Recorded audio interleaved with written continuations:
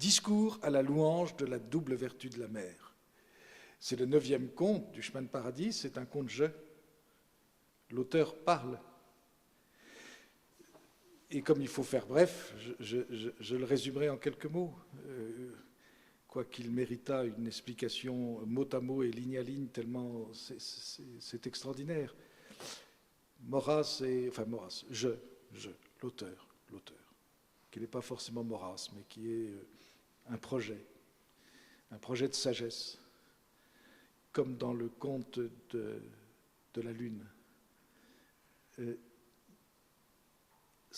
L'auteur s'adresse à une belle femme, la plus belle de toutes les femmes, la plus sage de toutes les femmes, qui tient un discours elle-même extraordinaire, extraordinaire de sagesse, d'intelligence, d'amour, de clarté.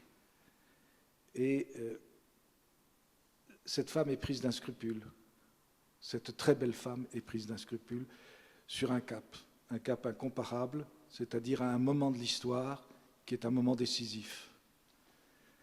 Et elle a un scrupule parce que des rhéteurs, des maîtres, des prétendus maîtres religieux, lui ont dit qu'à force de savoir, elle va perdre la charité.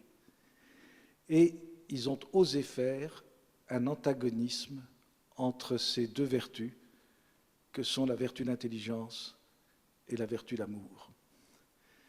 Entre, on peut dire les choses de cette façon-là, entre la foi et la charité.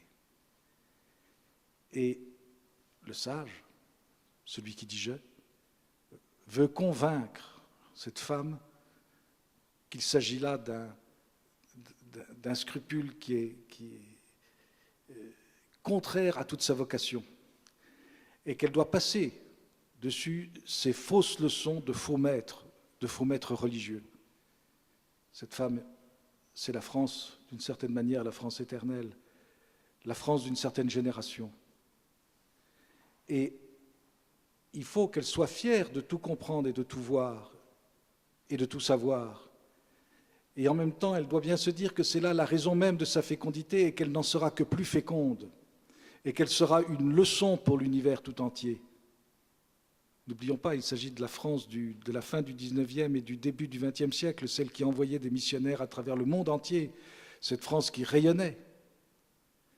C'est à elle que l'auteur s'adresse. Et il lui montre, comme exemple, la mer. La mer, ce n'est pas l'étang. L'étang, c'est les jeux politiciens, c'est la fausse vie politicienne. Mais la mer, c'est la grande histoire ecclésiastique. Et la mer, elle est là pour tout connaître, tout voir, tout rayonner. Et alors, c'est une allégorie avec des beautés d'images incomparables. La mer qui est là et qui s'offre au soleil de la vérité, au soleil de la foi, et plus elle le reçoit, plus elle est capable de donner elle-même, de redonner elle-même, d'être féconde. Et alors Maurras fait une sorte de prosopopée de la mer extraordinaire, elle parle, elle dit les choses, et elle est riche dans ses profondeurs, elle est riche dans sa surface. Les cités viennent orner tout son pourtour, elle n'est que fécondité. Et tel est le discours.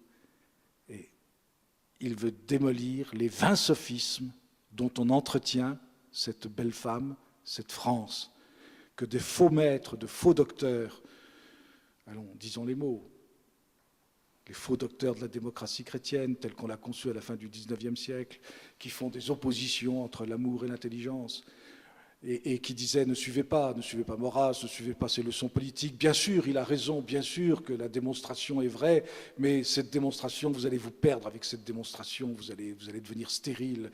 Donnez-vous généreusement plutôt aux œuvres de quoi? Aux œuvres de la démocratie chrétienne, qui finalement se tourneront en œuvre électorale, parce que c'était ça le fin mot de l'affaire. Et c'est là que se trouvait la véritable stérilité, en réalité. Voilà ce qui est dans ce conte. Ce discours étonnant à la louange de la double vertu de la mer. Et malheureusement, là encore, ce conte, ce fabliau, ce mythe, c'est véritablement un mythe, se termine mal.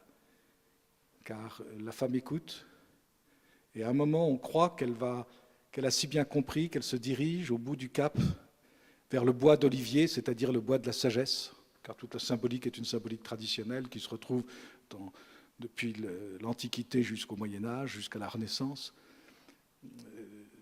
Elle se dirige vers ce bois d'olivier.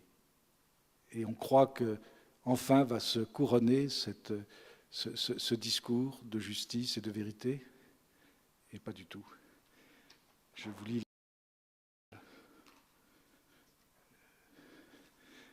de ce conte qui est d'une tristesse infinie.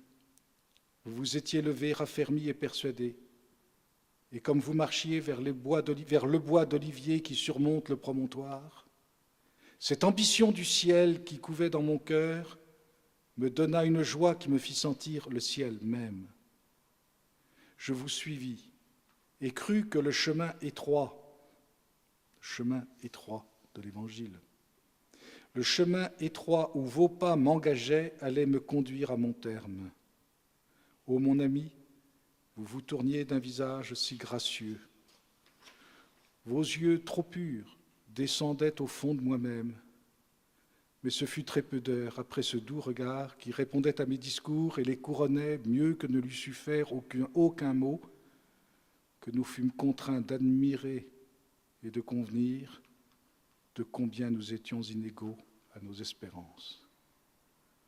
Et nul ne sait si l'inégalité par rapport aux espérances venait de sa part à lui ou venait de sa part à elle. C'est toute la discrétion de cet auteur incomparable. Nous y reviendrons.